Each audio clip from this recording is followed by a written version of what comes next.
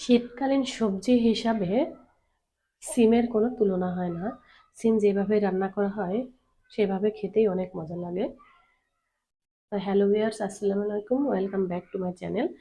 আশা করি আপনারা সবাই ভালো আছেন, আমিও ভালো আছি আল্লাহর রহমতে।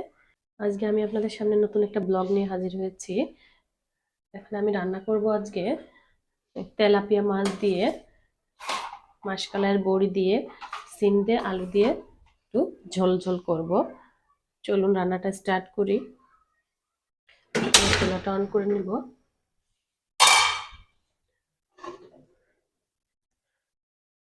এখন আমি মাশকালাইয়ের বড়িগুলো সুন্দর করে ভেজে নিব, লাল লাল করে ভেজে নিব।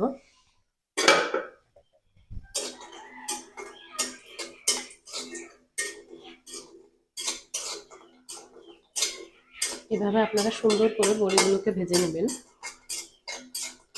বড়ি দিয়ে যে কোনো তরকারি খেতেই অসাধারণ লাগে।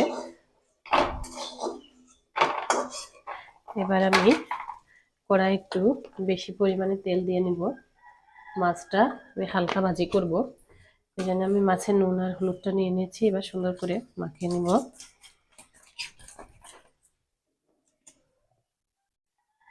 কড়াইয়ের তেলটা গরম হয়ে গেছে, এবার আমি মাছগুলো হালকা করে ভেজে নিব।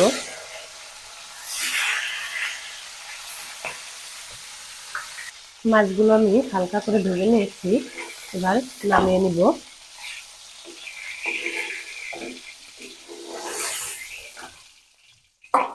এ পর্যায়ে আমি মাছের তেলেই দিয়ে দিব। এখানে আছে কাঁচামরিচ বাটা, পেঁয়াজ বাটা, রসুন বাটা, আর এখানে আমি পরিমাণ মতো ধনে গুঁড়ো, তারপরে হচ্ছে হলুদ আর লবণ নিয়েছি। এখন আমি দিয়ে দিব।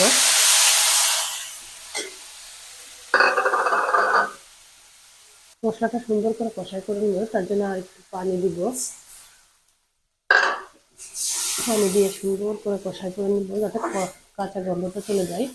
মশলা কষানো হলে বেশি করে তরকারি খেতে অনেক টেস্ট হয়। এবার আমি দিয়ে দিব আগে থেকে কেটে ধুয়ে রাখা সিম আর আলুগুলো।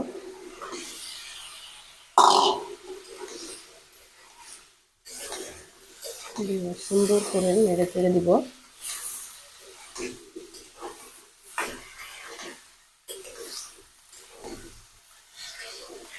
সিমের তরকারি এই শীতে গরম ভাতের সাথে খেতে অসাধারণ লাগে। আমি একটু ঢেকে দিব।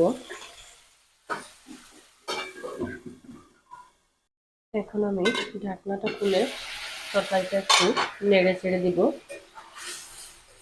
সিম আর আলু, নতুন আলু সিদ্ধ হতে টাইম লাগবে না, এই জন্য আমি কষানোর জন্য হালকা একটু পানি দিব, বেশি পানি দিব না, একটু পানি দিব। দিয়ে নেড়ে চেড়ে আমি এ পর্যায়ে আমি যেহেতু তাড়াতাড়ি সিদ্ধ হয়ে যাবে সিমগুলো, এই জন্য আমি এ পর্যায়ে মাশকালাইয়ের বড়িগুলো দিয়ে দেবো, যাতে তাড়াতাড়ি সিদ্ধ হয়ে যায়।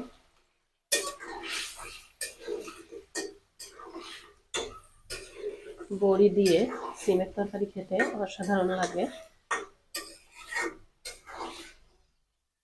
এ পর্যায়ে আমি একটু ঢাকা দিয়ে ঢেকে দিব। ঢাকনাটা খুলে এ পর্যায়ে আমি একটু নেড়ে ছেড়ে দিব। আমার আলু আর সিম প্রায় সিদ্ধ হয়ে গেছে।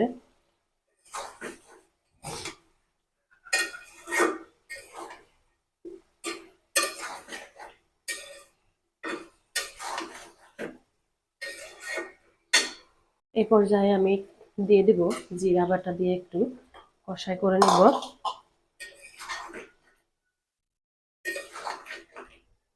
এ পর্যায়ে আমি অ্যাড করব ঝোলের জন্য পানি। একটু পানি দিব।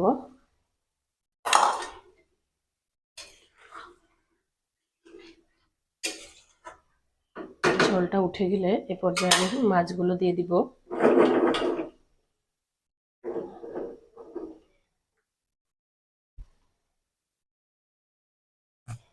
এখন আমি মাছগুলো দিয়ে দিব।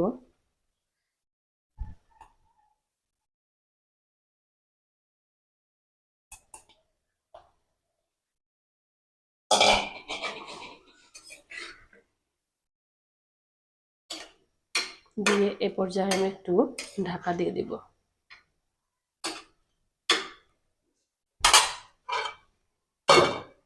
দেখবো কত দূর হয়েছে। আমার তরকারিটা হয়ে গেছে, ঝোলটাও টেনে নিয়েছে। এখন আমি চুলাটা অফ করে দিব।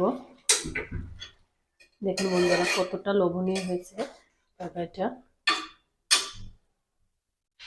হয়ে গেল আমার মজাদার স্বাদের সিম আলু আর বড়ি দিয়ে একটা গাঢ় ঝোল।